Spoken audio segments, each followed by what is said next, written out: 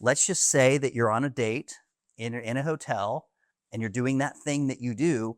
All your neighbors will be awake. Let's talk about the personality trait of talkative people. Is that good or bad? If you're a radio show host like Howard Stern or Dave Ramsey, talkative is a required personality trait. They have this idea and this need to express themselves constantly. And that's a great trait. If you're a CIA agent, you probably don't want to be talkative because it means you're more honest. So honesty and talkativeness all show up in handwriting analysis in the letter O.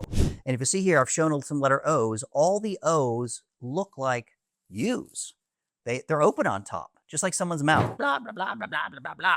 So when you look at an O, if it's open, it means that they don't like to keep secrets or they can't keep secrets. Now, the funny thing is, there's some great qualities about talkativeness.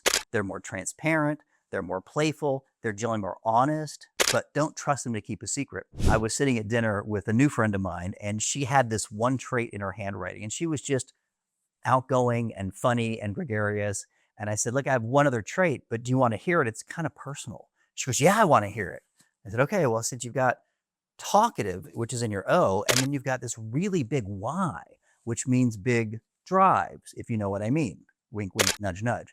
And and she goes, well, I don't know what that means. I looked around the table and I was like, okay, well, let's just say that you're on a date in a hotel and you're doing that thing that you do. All your neighbors will be awake. And she goes, oh my God. And she laughed hysterically. She goes, well, I can't say it's not true. I'm very loud in bed.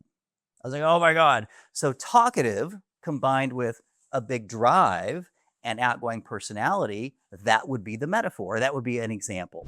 The secret to doing handwriting analysis, if you're just beginning, is the traits are accurate in themselves, but contextually, you have to stack other traits to it, right? Like that metaphor may not have worked for a guy. That metaphor wouldn't have worked for a 16-year-old. They don't have the experience. So really the traits themselves are always right on the money, but how you stack them together and then the metaphor that you use is kind of the secret sauce to dazzling and impressing people if you decide you want to learn a little bit about handwriting analysis. The letter O and A probably has 7 or 8 traits, much too long for this video, but hop on over to Handwriting University. You can get the Level 100 course absolutely free at handwritinguniversity.com and learn a little bit about personality because it makes a difference in the quality of all your relationships.